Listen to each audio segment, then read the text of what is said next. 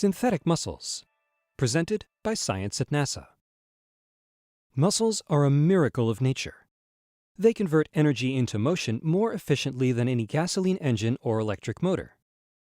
They're extremely resilient and even heal themselves.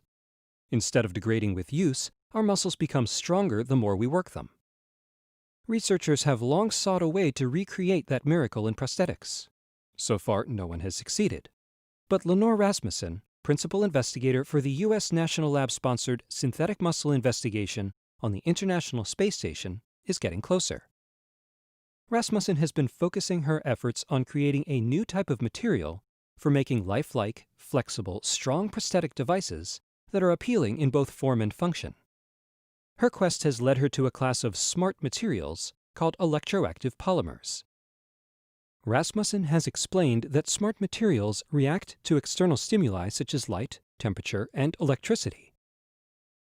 Like real muscles, electroactive polymers react to electricity, bending in response to an electrical impulse, while real muscles contract. She wanted to find a material that would contract and also expand to affect movement. To develop it, she took any possible candidate and zapped it. She has a personal reason for her quest. When she was in graduate school, one of her cousins almost lost his foot in an accident with a hay spreader as he worked on his family farm. My cousin lost a lot of tissue in the accident, and our family feared he would lose part of his leg and foot. As a resident scientist in the family, I was put in charge of researching prosthetics. This was back in the 1980s, so I was pretty disappointed with the selection of prosthetic devices that I found. The ones that looked more lifelike moved awkwardly, and those that moved well looked artificial.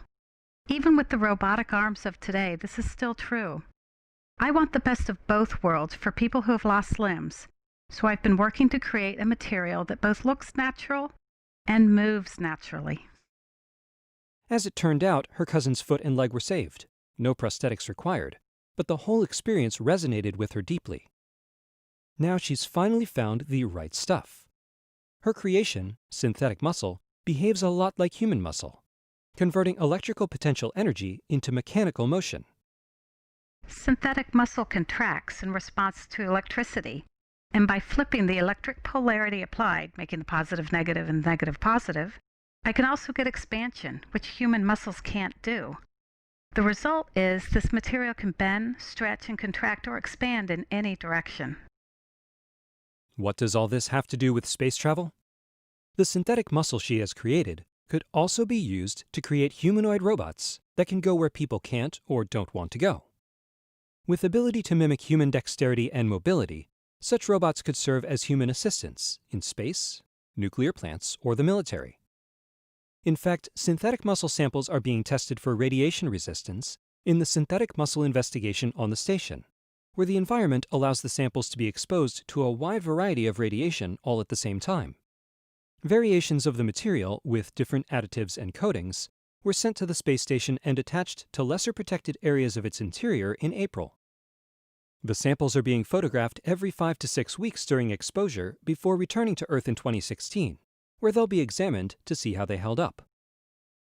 We are still in the early stages of working with synthetic muscle, but the future looks promising, both on Earth and in space.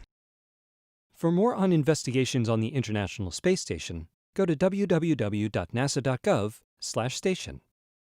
Find more smart science news at science.nasa.gov.